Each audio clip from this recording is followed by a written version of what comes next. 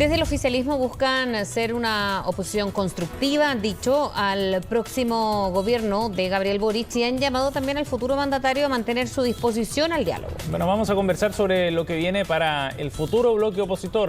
Estamos en contacto con el diputado y presidente de la UDI, Javier Macaya. Gracias por el contacto, diputado. Buenos días. Hola, Sebastián Fresia, un gusto saludarlo. Igualmente. Diputado, bueno, vienen semanas de reorganización de alguna forma para la futura oposición, para el bloque de Chile Vamos, después de la derrota en la segunda vuelta presidencial. Ahora que ha ido decantando un poco esto, se ven también algunos diagnósticos sobre lo que se hizo, lo que se dejó de hacer y lo que viene a partir de ahora. ¿Cuál cree usted que debería ser el punto de partida para ese proceso de reflexión desde la UDI, diputado? A ver, el punto de partida es ya fuera de la coyuntura y el calor de las elecciones. Yo hoy día, un día bien especial, porque hoy día cumplimos un año como directiva de la UDI. Nosotros asumimos hace un año atrás, que ha parecido una eternidad, porque además ha sido lejos el año más electoral de la historia. Yo dificulto que en el mundo haya habido un año con 7 procesos electorales en 12 meses calendario. De verdad ha sido muy, muy duro y esto da el espacio. Hoy día el próximo periodo electoral importante que debiera ser la municipal, faltan 3 años, sí. Y yo creo que da el espacio para la reflexión y enfocarse en lo que es realmente importante. Ahí hay 2 focos que van a estar muy centrados en nuestro trabajo en los próximos meses, que es primero el plebiscito de salida, la constituyente. Nosotros esperamos que la constituyente pueda tener un contenido razonable que permita darle estabilidad a nuestro país en el largo plazo.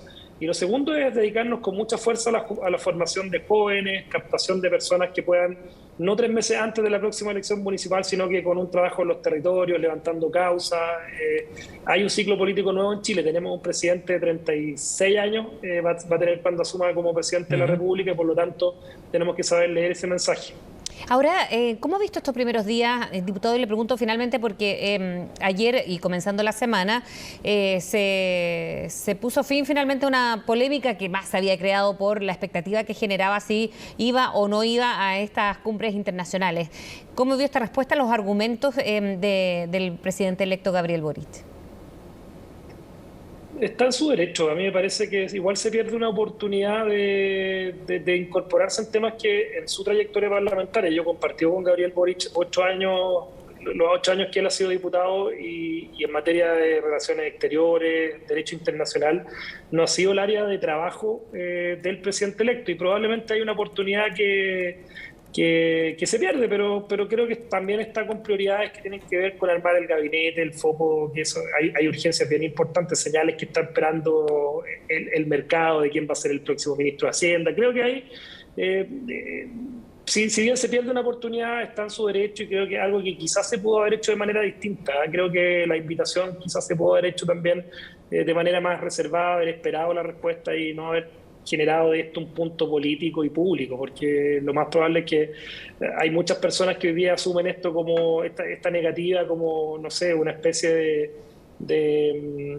desaire dentro de todas las tradiciones y el marco que yo he visto del presidente electo que ha respetado las tradiciones y los hitos republicanos una vez que ha sido electo. Así que, pero creo que ya es noticia, y creo que lo que hoy día corresponde es abocarse por parte del presidente electo a conformar su gabinete, y por parte de nosotros a ver de qué manera somos capaces de construir futuro, máxima unidad. Yo he visto con harta preocupación que de repente el fuego amigo,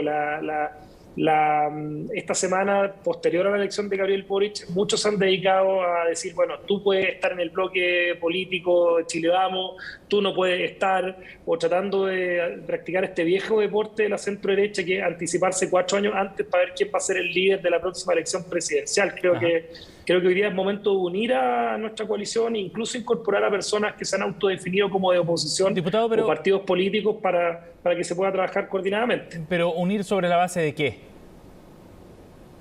Unir sobre la base de un proyecto país, unir sobre la base de las ideas de la libertad, un Estado al servicio de las personas y no personas al servicio del Estado. Yo quiero ver cuál va a ser el Gabriel Boric que va a asumir el 11 de marzo, si el de la primera o el de la segunda vuelta, si el que tiene disposición a conversar de reformas en materia de pensiones, educación, salud, pero no en lógicas maximalistas donde sea el Estado el que finalmente dé respuesta a todo.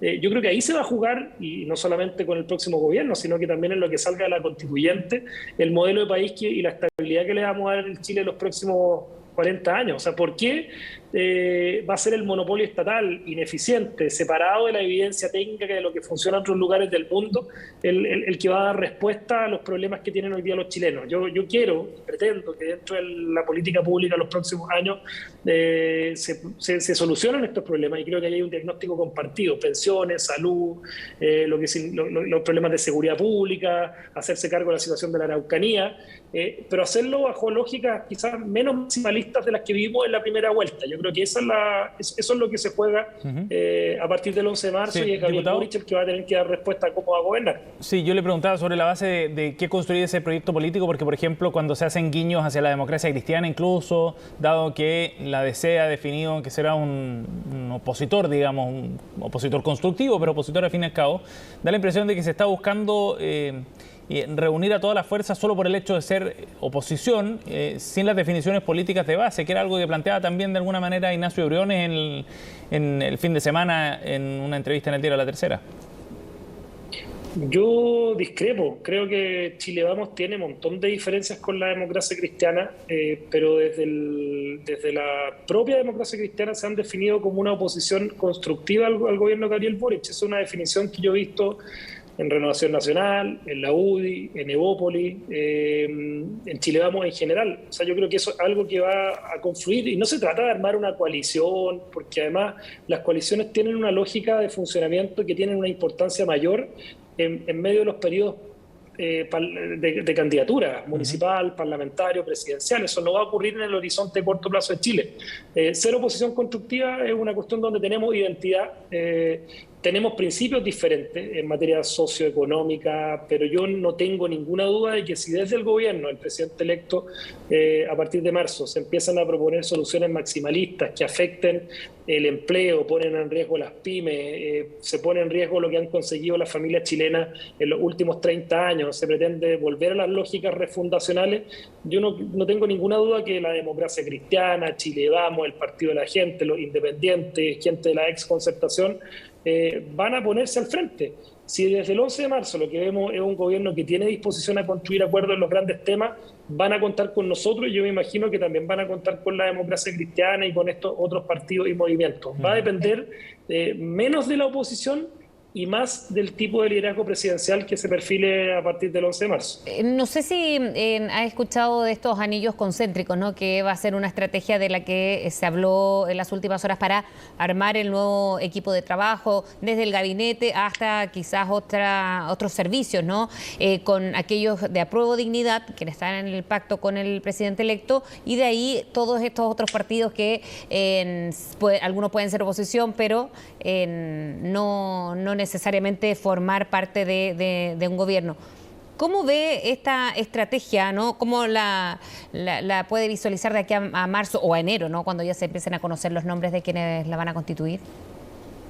No entiendo mucho los alcances, Frecia, de eso. Yo, si hay algo que rescato del discurso de la segunda vuelta, no solamente Gabriel ¿Pero no Boric, la entiende políticamente? No, porque que no he visto los alcances, pero entiendo que tiene que ver con cómo ir definiendo los cargos, los espacios al interior del aparato público. Y ahí te hacía mención a lo que yo rescato de la segunda vuelta, tanto de Gabriel Boric como de José Antonio Kast, porque al ser ellos dos candidatos que estaban fuera de los dos grandes bloques que han gobernado Chile en los últimos 30 años, tienen una oportunidad histórica de escaparse de la lógica del cuoteo político, de que qué espacio es para qué partido, si más grande, más chico. Yo le escuché a Boric hablar de la importancia que iban a tener los independientes, o sea, y aquí es donde vuelvo a la lógica de lo que tenemos la oportunidad histórica a propósito de la constituyente y de cómo se hagan las reformas, de poner al Estado al servicio de la persona.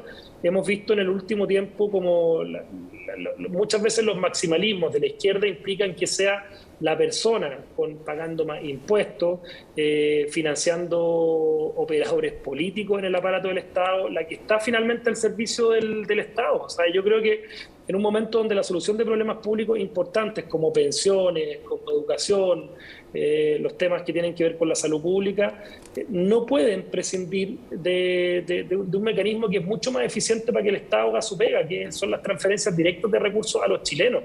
O sea, de cada 100 pesos que se gastan en el Estado de Chile hoy día tú no puedes permitir que la mitad de esos recursos se vayan a financiar sueldos, operadores, burocracia estatal que podrían ir directamente a transferencias, a obras, a infraestructura pública que beneficien a los chilenos. Y en eso, la lógica de estar tan preocupados de quiénes van a ser los cargos y particularmente en los estamentos que no debieran ser posibles y nunca más debiéramos tener un director de un hospital que cambie porque cambió el gobierno. O sea, en cualquier gobierno, pero cargos de esa entidad técnica, por el hecho de que viene un gobierno de una coalición distinta, no debieran tener que renovarse, porque al final uno entiende los cargos de confianza política, pero no en los cargos que son más técnicos.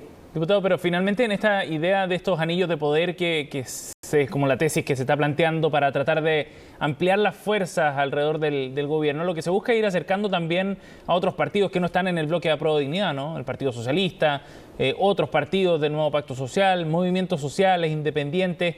¿Usted cree que eso es factible de implementar a partir del 11 de marzo? ¿Usted cree que podría darle más gobernabilidad también al bloque de Gabriel Boric?